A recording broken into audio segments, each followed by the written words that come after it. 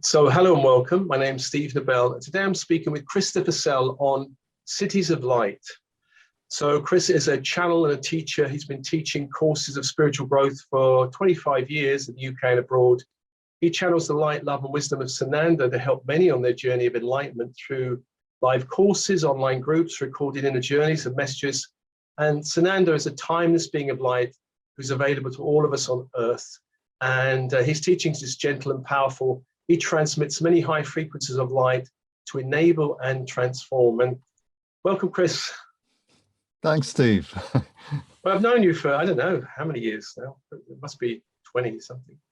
Well over 20, I think. Yes, yeah. Yeah, and you're doing well. This is a very intriguing subject. Can I ask you a little bit about your journey from, I don't think you were born a teacher of light and light, awakening the light body and Sananda. You probably were born into another life. Can you say something about that life and your transition? Sure, yes. If I was born into it, I didn't know. Successfully ignored it for many years. So, yeah, grew up in this country, in the UK, school and then off to college. At that time, I thought I was going to be probably an English teacher. Oh. That didn't turn out to be what I did at all. Yeah. Instead, I went off and worked in a factory for a while and then turned into an artist and worked as an artist for a number of years. Enjoyed that. That was beginning to go quite well. And then I found myself getting into meditation. Yeah, not what I really planned for myself, but it seemed like a good idea. And quite early on, when I was learning to meditate, I came across one of Sananda Roman's books, Living with Joy, and did something that I'd not done before, that I'd often thought of when I've enjoyed a book. You know, I'd often thought, oh, it'd be nice to write to the author and say thank you very much. Something prompted me to do this. So I found that I was then on their mailing list. And they were just starting up something, or she and her partner, Dwayne Packer, were starting up a course called Awakening the Light Body. And it was really that more than anything else. So there are other things, but, you know, we haven't got all day. That more than anything else was the trigger that set me off into channeling, and then quite soon after that, beginning to teach through channeling. Yeah. And for a while I was keeping two paths running, you know, simultaneously artist and doing a bit of teaching on the side, and then the teaching took over more and more until eventually I abandoned for quite a few years being an artist and just continued to do the sort of work that we're talking about today. So that's a very small thumbnail sketch, as it were, of that journey. Yes, we met, I think, while I was doing Awakening the Light Body. I think you taught the last section of it, because I wanted to go to America and do the teacher training. Yeah. If you remember, with Beatrice's flat. That's right. Yes. That was fun. It was fun, actually. Very intense. I remember it was a very intense, like, weekend of intense light and downloads. Can I ask you, before we dive into the Cities of Light, can I ask you about Sananda, because this is a big part of your work? How did you meet up? Was it you met up for tea somewhere on the higher astral planes and decided to do this work? Maybe so. Again, I'm going to profess quite a high degree of ignorance about this. I started working with a guide round about the time I was talking of, you know, developing, learning to teach the light body, and it was with that first guide that I first taught. He was hugely helpful to me, very patient and quite humorous as well, which was helpful for me. And for several years, I worked with that guide, whose name was Laran. That was the name I knew him by. And then one summer morning, there'd been a little bit of a hint that there was someone else, some other being around, but I'd been ignoring it. You could begin to spot a pattern here. And one summer morning, I was just sitting, connecting with my guide, meditating, and he just said, okay, that's it, I'm off. You're going to be working with Sananda from now on. And so I was already familiar with the name Sananda, certainly, and was just beginning to become aware of that energy. But nevertheless, it took me by surprise when my guide said that. And initially, of course, I didn't really believe it until I found that I couldn't connect with my guide anymore. And this other energy of Sananda's was coming out in much more strongly. Right. So certainly outwardly at the human level, that's my experience of how Sananda arrived. As you hint in what you said before, in all probability, there were all sorts of shenanigans on the inner planes, including tea parties, no doubt, to set Yeah. it all up long before. But at the Yeah. human level, that was pretty much how it went for me. When did you meet Sananda? What kind of year was that? This would have been around about 96, I think, something like that. So, you know, about 25 years ago, maybe a little bit. Yeah, around about that. Yeah. Right. I think we might have met in 95 or 96. It was about that time. I think, yeah, I actually, yeah, I think I was, yeah, don't remember Yeah. actually. Yeah. Right. Okay. way, Well, way back then, you know. way back in the midst of time. Yeah. In the midst of time, yeah. We're probably, you know, when you have to put your date of birth and you have that spinning wheel, you have to keep spinning backwards because you have to go way I've back. noticed that. Yes, yes, yes. Even more than you, by a number of years. Yes, spinning Getting on and older. on and on, and thinking, "Wow, have I lived through all of those years? That's amazing." What happened? What was I up to? Yes. Well, I know you So, work with Cities of Light on yeah. your workshop. I saw there's a course you do, and Mm-mm. I think years ago I might even have done something. I think I attended one of your workshops on it. But can I ask you, what is this? Let's just assume listeners don't know anything about it. What is a City of Light, and where are they? Two good questions. So the first thing is that City of Light was, you know, very occasionally I've been given terms to use that have had an impact upon me. And Cities of Light is a case in point. So round about the same time as I was beginning to channel Sananda, there were two terms that were given me. First was Heaven on Earth, which is the name of the website. Yeah. And I was just told to use that for the work that I do. And the second term that I was given was Cities of Light. And at that time, I really didn't know what was meant by City of Light. It was, but there was something about the sound of the term that probably triggered some deep memory or something within me. It just felt right. And so I began to explore what a City of Light might be, fumbling quite a lot, I feel, to begin with. Maybe that's still the case, but, you know, we do what we can. So for me, a City of Light really is,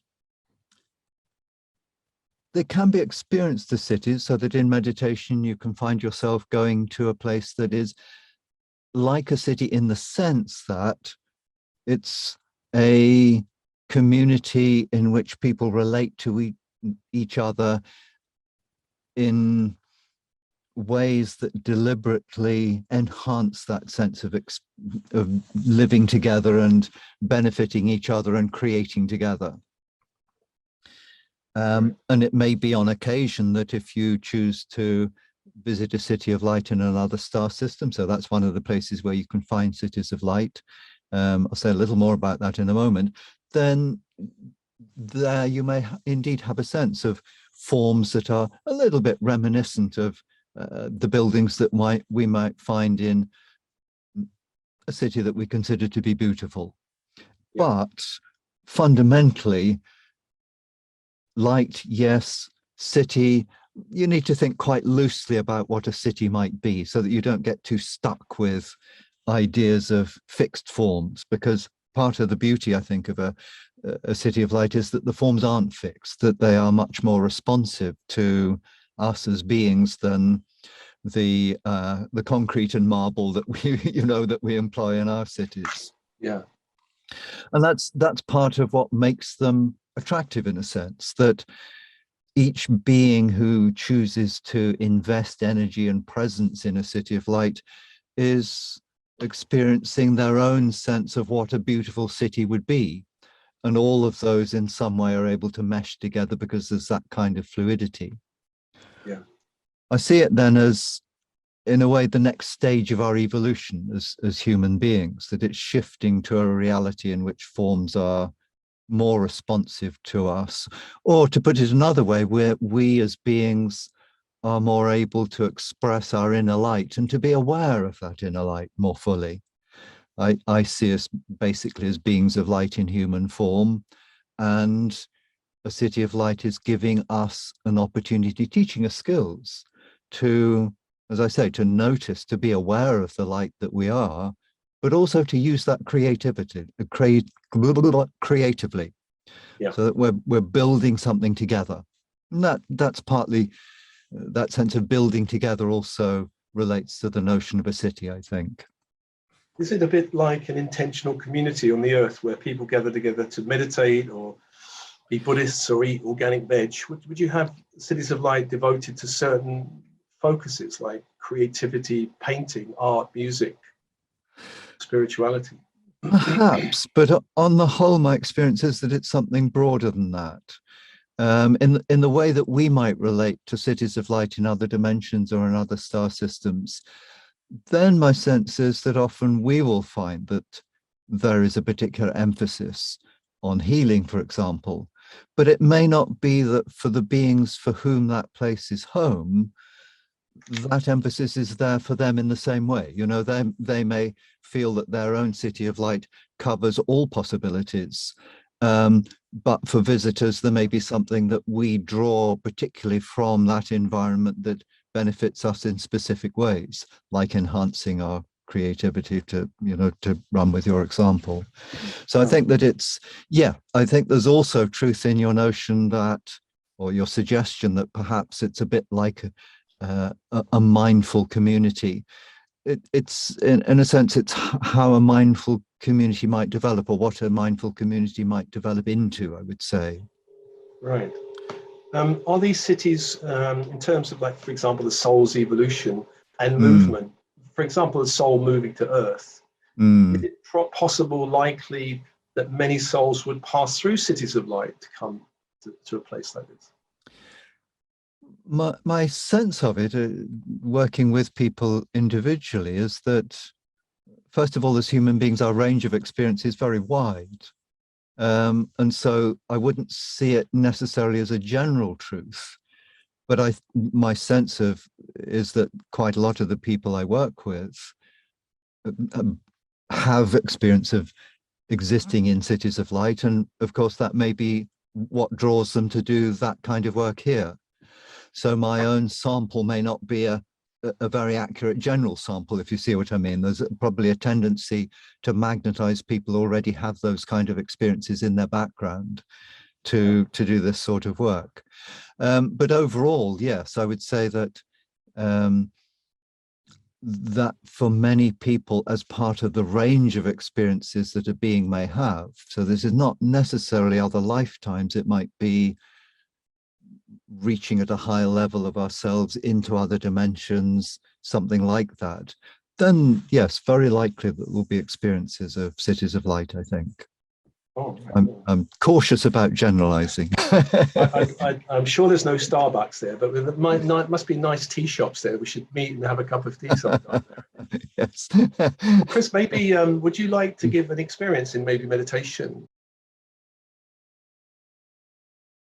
So just to explain what's going on for anyone who might be watching, it's just like to take a few moments to shift from conversational mode to connecting with Sananda.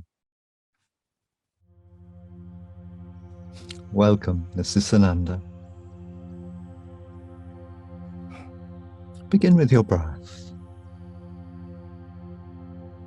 Let yourself take a few comfortable, fairly deep breaths, but just comfortable. No need to stretch.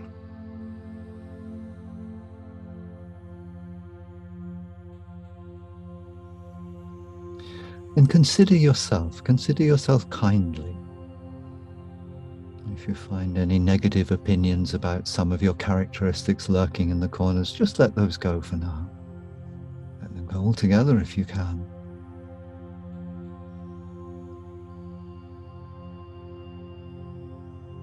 see or sense or imagine yourself simply as a beautiful presence. You're here on earth, present here on earth, and you come from the source of all. So by your nature, you are beautiful. And as a beautiful presence on earth, you're exploring more of what it is to be. All of this life is an exploration, a quest, if you like.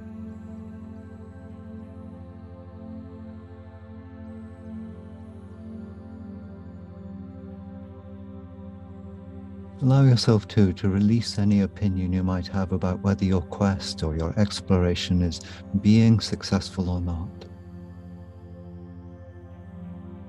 Imagine that there is no measure, no marking of your homework,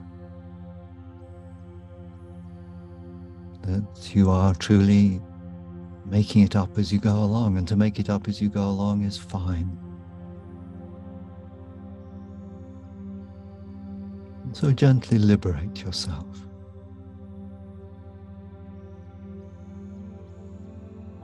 And sense, letting your imagination help you, the light within, the light that you have dressed up in this human form, this human life.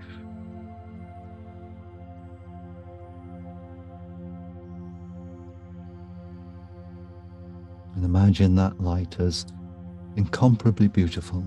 The light you are is unique, a unique contribution to the universe. And then be aware of your heart center, and the connections you make with others in the world through your heart center. Family, friends, colleagues, with many. Some with whom you feel a close connection. Others, the connection is not less relevant, but not quite so close.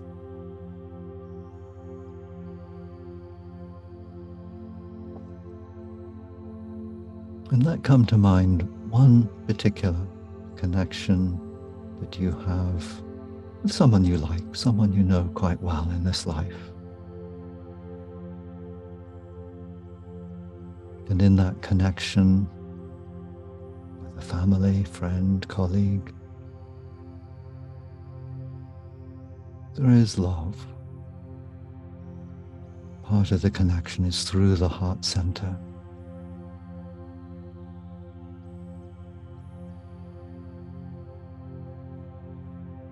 And imagine the meeting place, halfway between you, let's say, where your love and the other person's love meet. And at that place, where your love meets the love of another, imagine light being generated. And the light that is generated has a kind of life of its own. It's not under your control, it's not under the other person's control, but it exists. Its beauty is in part made up of your light and the other person's light, but it's more than that as well. Something new is created out of this connection.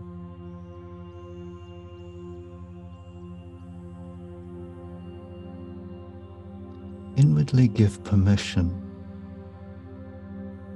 for this light that is generated by your connection with another to do whatever it wishes. Grant it freedom.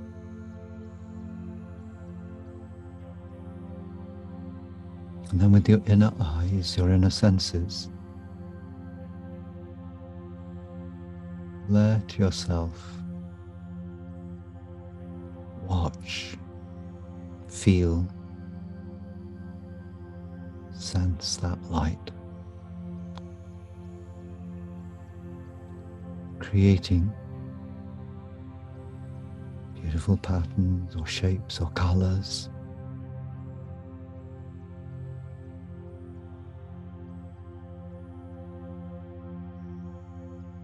And as that continues, widen your awareness a little further. Begin to sense more of the heart connections that are all around the world. Individuals connecting with individuals, groups with groups.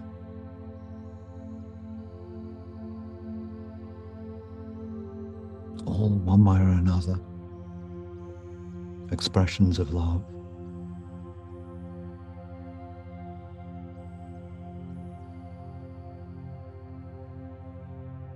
And everywhere, light that flows from one heart to connect with another heart, generating something that has never quite existed before that moment.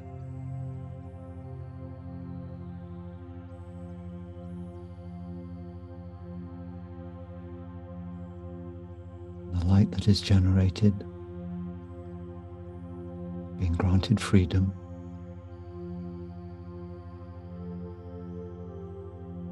and creating movements, flows, patterns, shapes, colors, whatever you sense or imagine.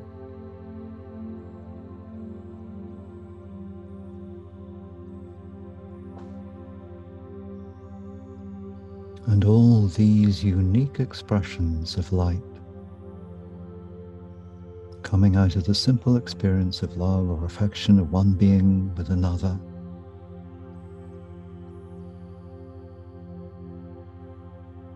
All these unique expressions, finding one another, the light having its own wisdom, finds other light. Light attracts light.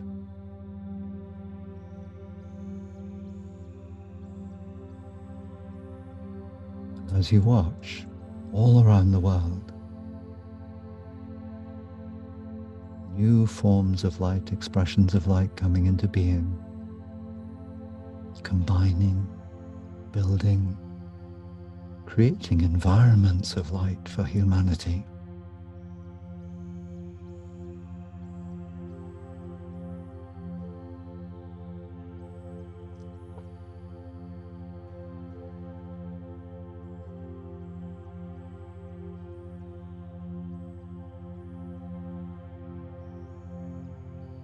And more people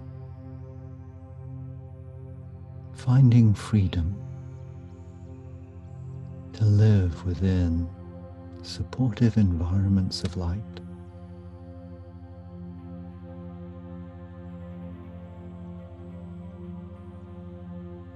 And that light, those forms of light that are building, also flow back into the outer world.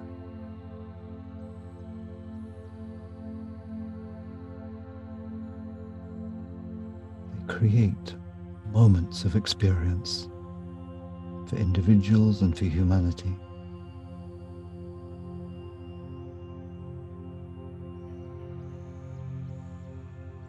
And you, one human amongst many, can give to yourself the freedom to take these gifts of light,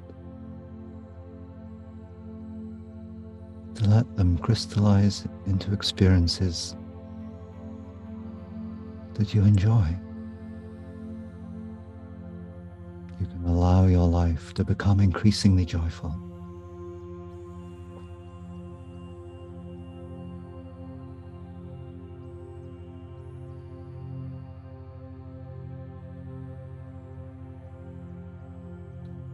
Sense or imagine yourself now in this particular moment and welcome in new light and let it contribute to your day. Let it bring its gifts to you.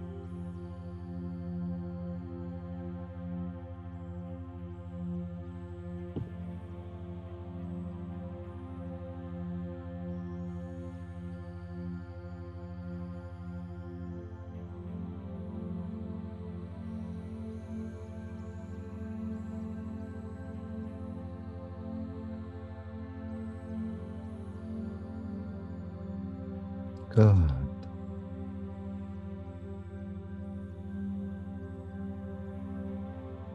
Now gently bring your awareness back to the flow of your breath.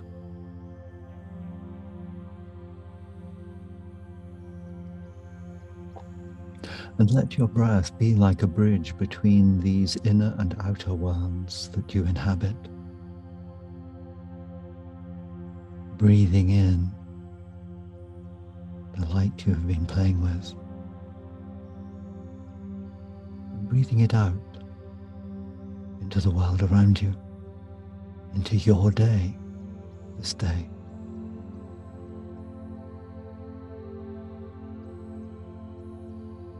Feel yourself here now, on earth.